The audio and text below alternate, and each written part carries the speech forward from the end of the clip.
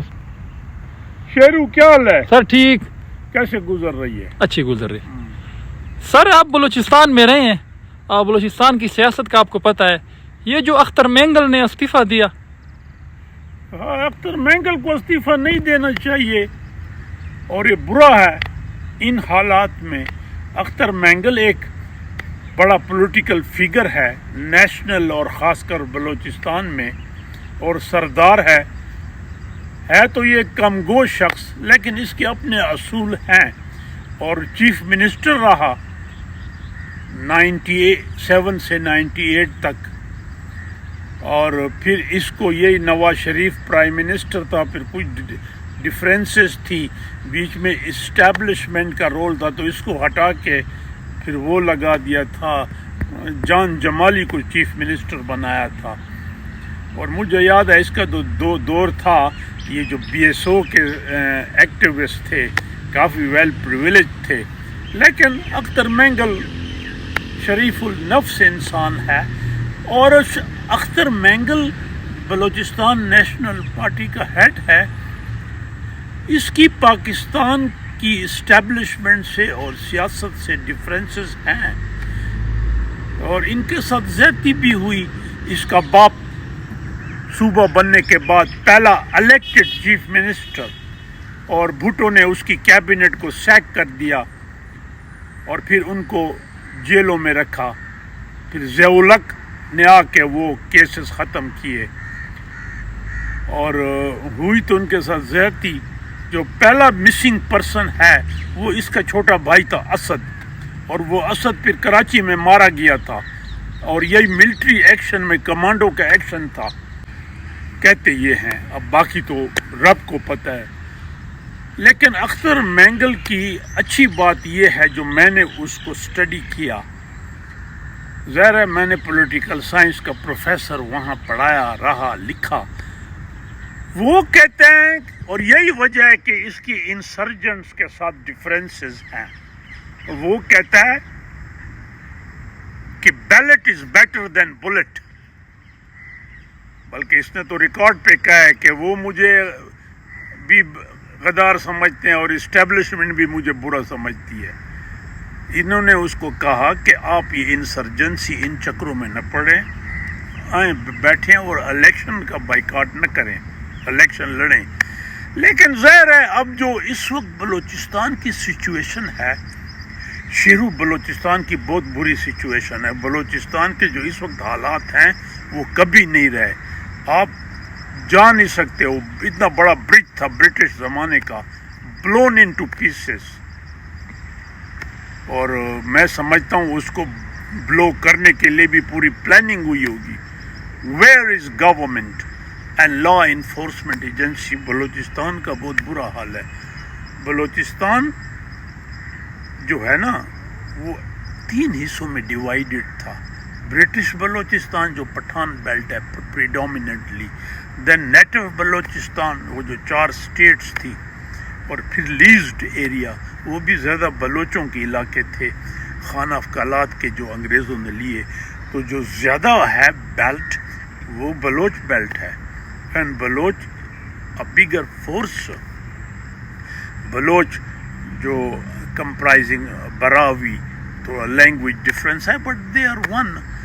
तो अख्तर मेंगल की भी मजबूरी है, आखिर बुरी तरह जो क्राइसिस ऑफ रिप्रेजेंटेशन है, फिर बलूचिस्तान में जो जोड़ तोड़ हुई, तो हालांकि प्रोविंशियल गवर्नमेंट है, अब काम तो चल रहा है, लेकिन अख्तर मेंगल का कहना यह है कि हमारी कोई सुनता नहीं है, न नेशनल असेंबली में और न वहाँ। फिर ज़ाहिर ये अख्तर मेंगल ने शुरू से ये कहा है कि इलेक्शन में धांधली हुई है, हमें भी हराया गया और PTI को भी हराया गया है। तो सियासत तो अब हमारे मुल्क की है तो स्मूथ तो नहीं है ना, डिस्टर्ब पॉलिटिक्स है, और जो हो रहा है बुरा हो रहा है। तो ये वजह थी। लेकिन मना रहे हैं, सनाउल्लाह गया है, और अच्छी बात है, अच्छी बात है। देखें सबको इकट्ठा बैठना है इस मुल्क के लिए, और जो जिसका حق ہے وہ اس کو ملنا چاہیے. یہ جو اسٹیبلشمنٹ کا پولیٹیکل میکنگ بیوٹی پارلر ہے یہ ایسا نہیں چلے گا. اور ہماری دعا ہے کہ ملک سٹرانگ ہو. تو اختر مینگل کا یہ تاخرف کے دور میں 2 سال یہ اندر رہا. اس کی ڈفرینسز تھی. اس نے کہا میں اس مارشل لا کو نہیں مانتا. اور اس کا ایک یہ بھی تھا جب یہ دھماکہ ہو رہا تھا تو اس نے کہا بلوچستان کو نہیں استعمال کرے تو باقی تو کہیں ہو نہیں سکتا تھا. وہ تو اٹ ہیڈ بین ڈیسائیڈڈ. اتنے سالوں سے اس پہ کام ہو رہا تھا. اور دوسری بات یہ ہے کہ یہ پھر سیلف ایگزائل میں دبئی چلا گیا. یہ 5-6 سال وہاں رہا ہے. تو یہ الیکشن 18 کا لڑا ہے. 18 سے پھر 2 دفعہ یہ الیکٹ ہوا. اور یہ وڈ علاقے کا ہے جو کالات کا ہے تو وڈ سے یہ جیتتا ہے. اس کی پاپولیرٹی ہے. پیپل ریسپیکٹ ہم. اس کے باپ کی بھی لوگ بڑی عزت کرتے تھے. لیکن جو ہم نے پڑھا ہے کہ اور بھٹو نے اس کے ساتھ زیادتی کی تھی. تو اب یہ جو استعفیٰ ہے ایک وہ تو ہے نا ایک اپنی جو اس کی گریونسز ہیں اس کا اظہار ہے. اب a person who believes in belt اگر وہ ایک وے آؤٹ نہیں ملتا اس کو تو وہ تو پھر ہی کین ریزائن. تو یہ تھا. سر بلوچستان کے ساتھ زیادتیاں ہوئی ہیں. بہت زیادتی ہوئی بلوچستان کی. بلوچستان کے ساتھ دیکھو 70 تک تو یہ صوبہ نہیں تھا. جیسے انگریز چھوڑ گئے تھے ویسے رہا. پاکستان بننے کے بعد آپ 23 ایئر اور 70 میں صوبہ تھا. اب 1 یونٹ کا حصہ تھا پیرٹی. اور پیرٹی میں سب سے کم حصہ اس کو ملتا تھا. اس کو کہتے تھے کہ آپ کو ہم پاپولیشن بیس پہ دیں گے. تو پاپولیشن تو اس کی کم تھی. اب جب بریجز بننے تھے, روڈ بننے تھے, ڈیم بننے تھے, اس کو تو فنڈ چاہیے تھے. پھر 1-2 انسرجنسیز جب ہوئی تو ڈیولپمنٹ بند تھی. پھر وہ 70 کا تو میں نے 73 کا تو بتایا. 73 آئین پہ 3-5 MNAs تھے. 3 نے سائن نہیں کیا. جینیفر موسیٰ اور عبدالحی بلوچ. اور انہوں نے کہا کہ ہمیں حقوق نہیں مل رہے. ان کا مین ایکچولی تھا نا اشارہ وہ سینٹ کی پاورز کی طرف تھا جہاں ہر صوبے کی ایکول ریپرزنٹیشن ہے. اور میں آپ کو ایک بات بتاؤں کہ 2/3 میجورٹی 73 آئین میں سینٹ کے پاس سمپل میجورٹی تھی. سمپل میجورٹی سے چینج ہونا تھا. یہ تو 8th امینڈمنٹ میں پھر 2/3 میجورٹی آئی. اور یہ بات آنیسٹلی بڑے سینیٹرز کو نہیں پتا تھا. آپ اگر پرانے آئین کی کاپیاں پڑھیں تو اس میں یہ ہے کہ سمپل میجورٹی. یہ کہتے تھے کہ نہیں اس کو 2/3 کریں. اور ایسے اور بھی کچھ ڈفرینسز تھی ان کی.